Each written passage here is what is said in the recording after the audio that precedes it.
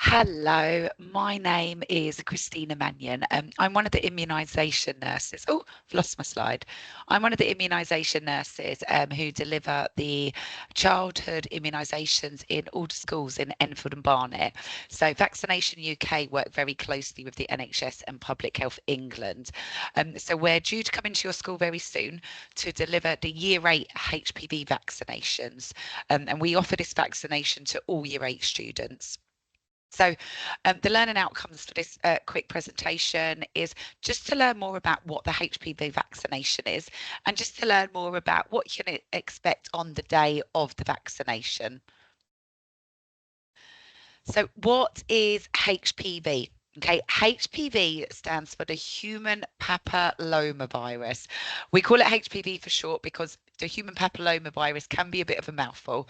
But what you need to know is that the HPV is a very common group of viruses which affects boys and girls. It's spread by skin on skin contact, especially in the genital area, so your private areas. And this virus can affect everyone throughout your life. Actually, 4 out of 5 of us may get HPV at some point in our lifetime, and there's over 100 types of HPV.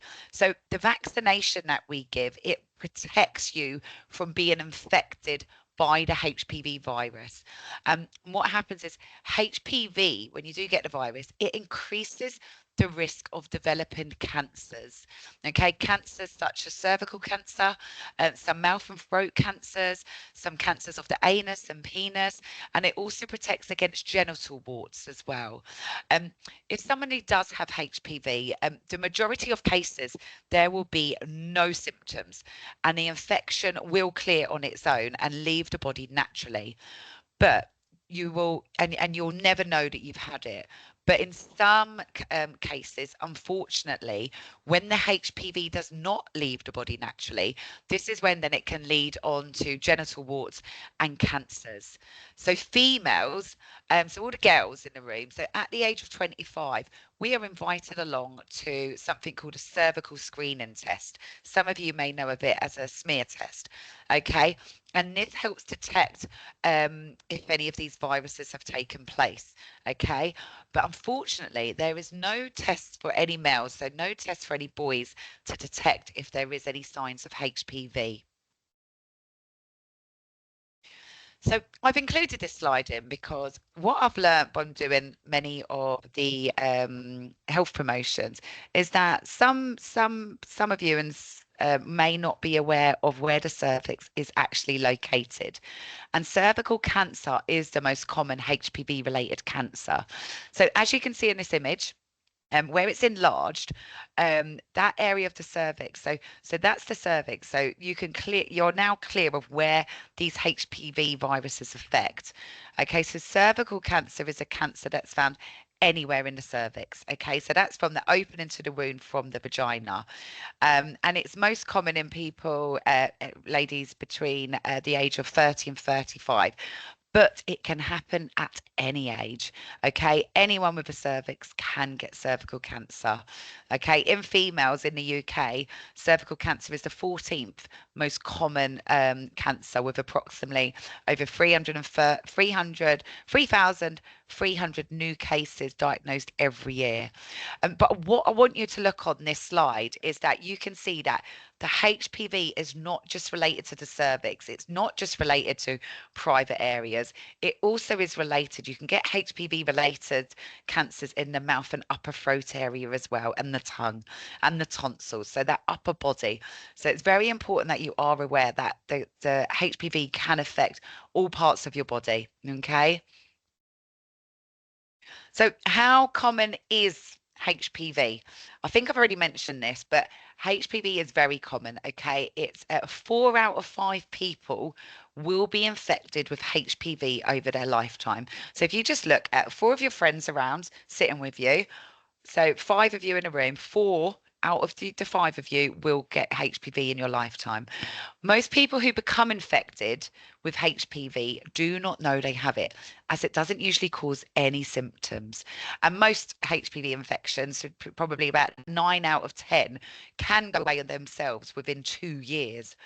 But When the immune system does not clear the HPV, that's when it leads to health problems such as certain types of cancer. And what you need to be aware of is that it usually takes between 15 to 20 years for cancer to develop after the initial HPV infection. So having this vaccination now is actually protecting you later on in life. You may not think about it now, but it's later on in life when usually these then start turning into different types of cancers. So, what is in the vaccine? Okay, the vaccine contains particles which look like the outside of the real HPV, but it's not the real HPV. It's just particles what look like it. So what you need to understand that this vaccination is not live. Okay, this vaccination is not going to give you HPV. It's only going to help prevent HPV. Okay, the vaccine doesn't contain pork or gelatin either. I've been asked that question quite a lot, so I wanted to include that there. So you are sure that it doesn't contain any gelatin. So, how effective is the HPV vaccination? Okay, this is one of the most effective vaccinations available. Okay, your immune system, the body's natural defense system, what it does, it stimulates the production of antibodies against the HPV viruses. Okay, and this then helps protect against the diseases caused by these viruses. Okay, so it's going to protect you from the virus. In 2021, there was a study that cervical cancer rates were reduced by 90% in females in their 20s in England. Okay, it also prevents 99% of infections caused by the strains of HPV. There's over 100 types of HPV. The vaccine also provides protection against genital warts as well. And the World Health Organization, so the WHO, have estimated that cervical cancer will be eliminated for all new cases by 2040 because of the success of this vaccination. Okay, as I said, this is a very, very effective vaccination. If you are somebody who is immunocompromised, so if you've got a suppressed immune system, I must say you will need 3 doses of the HPV vaccination. If you're somebody who has an immune system which is not compromised, you are only going to need 1 vaccination. But anybody who has got an immunocompromised, then you'll know who you are. You will need to have 3, and you will need to let the nurses know so we can make sure we book you in at later dates for the other vaccinations you need to make sure that you are fully protected. So I'm always getting asked, are there any side effects? Okay, so like any medication, there may be some very minor side effects. But what you have to do when you think about side effects, you have to weigh it up in comparison to actually getting the HPV virus developing into cancer and what you'd have to go through. So the side effects related to having a HPV vaccination, the majority might be that you might get a pain in the injection site where you've had the vaccination. It might be a little bit red, it might be a bit tender. What most children say is that their arm feels really heavy. But that will go within like a day or two. So the very minor few of you may experience, you might get a bit of a headache or feel a little bit nauseous, like feel like you might be sick. But again, that's very, very rare, and these will go within 1 or 2 days. So you just really have to weigh up what you can and as I said, not the majority of you won't even get these, but some of you will. So it's just important that you are aware, but they will phase. And if you've got an achy arm or a bit of a headache, you can just take some paracetamol to get rid of that. But you just need to think about how you are going to be protected for life against the HPV. So, who can have the HPV vaccination? Okay, so I've already said, but we offer this nationwide to all year 8 students. In the schools. And we do this because the vaccine is most effective in the body in your age group. Your immune system now is robust and strong. So you're able to quickly build up a strong defense against the virus. When children delay this vaccination, even by a couple of years, this may result in a reduced immune response and you've got more risk of exposure. All right. In so many other countries, we actually they give this vaccination at the age of 9. So in Pakistan, Portugal, Lithuania, these vaccinations are given to children at the age of 9. If you've got any older siblings and they have missed this vaccination, we can actually offer this vaccine to up to the age of 25. Um, there's a lot of comms what go out and say that you can have it done at your GP, but doing lots of work around this, which I've actually found is that because we are paid, so we are commissioned to provide this service in the schools from the NHS and NHS England, Public Health England, and what we found is a lot of GPs do not actually stock the HPV vaccination because we are paid to deliver it. So it's really important that if you're thinking, oh, I'll get it done at the GP, it's really important that you find out firstly, do your GP actually do this? Because we are commissioned to come into the school and do it. Also, we also do clinics. If somebody has missed the HPV vaccination in school, we provide clinics outside of the school, which we offer the vaccinations to as well. So anyone up to the age of 25 can get this done. Just remember, the earlier you get it done, the better, because your immune system is at strongest, and we want to reduce the risk of exposure to HPV. Okay. So I want to now share with you some tips for the day of the vaccination. Okay, my first tip is if you are somebody who is worried about having vaccinations, don't be. I can tell you 9 times out of 10, when I get someone who's worried, um, they always say, once I've done it, oh, is that it? They cannot believe that it's actually been done and it's so quick. And the nurses are absolutely lovely. The nurses are there to support you. You ask them any questions you may have. Let the nurse know. Let your teacher know if you're a little bit nervous. Because if you are, you're better off getting it over and done with like one of the first people. So you're not thinking about it all day. So just let your teacher know. We'll come up and let one of the nurses know. And if we've got your consent, then we can give you the vaccination. So number one, okay, make sure you have your breakfast in the morning. All right, breakfast is the most important meal of the day. And you'll be surprised the difference in someone having the breakfast and someone not having it. Number two, wear a short sleeve shirt if you can. Okay, if you've forgotten to wear a short sleeve shirt, it's no bother at all, because we can just undo a couple of buttons. We can just pull your shirt down just a little bit because your deltoid muscles up here on the top of your arm. So if you've got a long sleeve shirt on, it kind of restricts to about there and doesn't go all the way up. We do have screens for privacy as well if needed. The nurse on the day is going to ask you some really simple questions to be able to identify yourself, to make sure we've got the right child in front of us. Once you've had your vaccination, you're going to go straight back to class.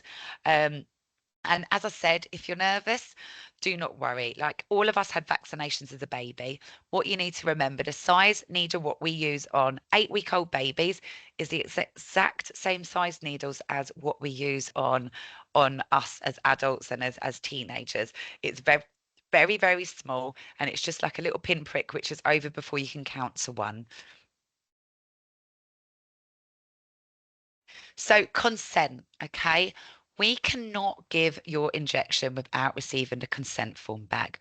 So what happens is, my team here at Vaccination UK, we send out lots of information to the school, which schools then send out via email to your parents and carers at home to fill in a form. So you use something called the e-consent. So this form needs to be filled out from everybody. We need to make sure that we've given everybody the opportunity to give informed consent about receiving the vaccination or not. So that means even if somebody wanted to opt out of the vaccination, the form still needs to be completed. If we have anyone who's not responded, we then need to make the call to that person's parents or carers on the day of the immunisations, to make sure that they know about this vaccination, because this vaccination is a very important and it's very effective. If you think that you're somebody who your parents or your carers have missed the consent form, I have given the teachers some QR codes.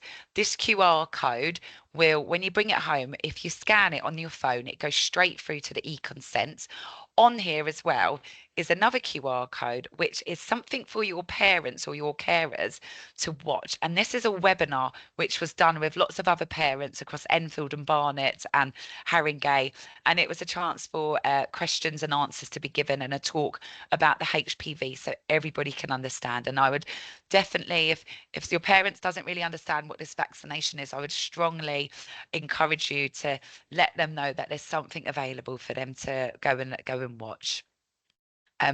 On the day of the vaccinations, the nurses will be able to answer any questions that you may have. Okay, if you are somebody, if you are under the age of 16, you can give or refuse consent if you're deemed competent to do so by the nurse and staff. Okay, and if you need any more information on here, on the consent part, please do go and speak to your welfare officer or your school nurse because they'll be able to help, and so will we as well. And I'm going to give you our contact details at the end of the slides. When we've finished. So I've included this slide in here because I wanted to share this story as this is a man who has spoken openly re his HPV related cancer in his throat. All right, Jason was diagnosed at the age of 54 with stage 4 HPV related tonsil cancer. And the doctors actually told him that they believe he got this virus while he was at college when he was at 25 years of age.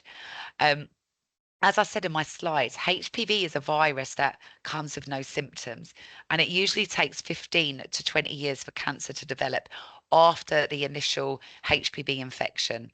Okay, so this gentleman, Jason, he shared his story because he had no symptoms other than a lump he found on his neck.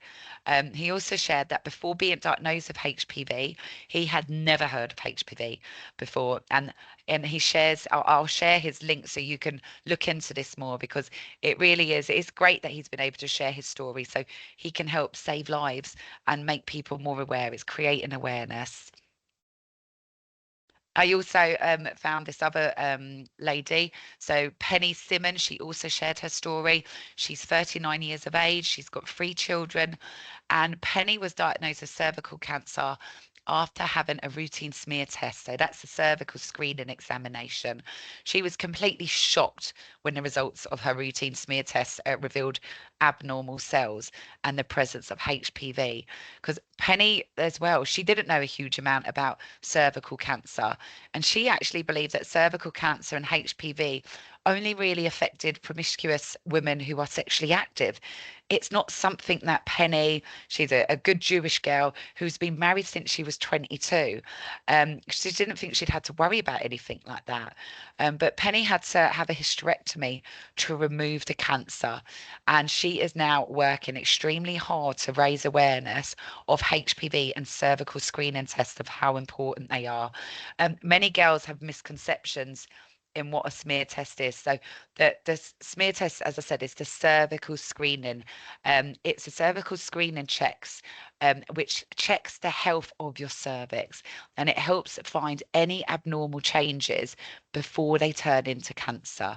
So it's not a test for cancer. It's a test to help prevent cancer. Okay, and again, I've shared the links with your teachers and your school. So if you want to look into this more and read more about it, please do, because the more you know, the more knowledgeable you are, and the more understanding you will be of how important these vaccinations are. So if you want any more information, you can just go on the NHS site. You can go on the Cancer Research UK. We have Vaccination UK, the school vaccinations. There's so much information available because as I've said, the World Health Organization have estimated that there will be no new cases by 2040. So you can imagine that's quite a big commitment to say, but there's so much information about HPV and how effective this vaccination is. So please do go and look into it further. And please do take the QR codes home with you if you've not already filled out the consent form, because we do need to have a response from every student in year 8. And the nurses are here to answer any questions you may have. Feel free to call us or email us. And the same with your parents and carers. They can contact us if they've got any questions. Thank you so much for your time, and I hope you've enjoyed the presentation.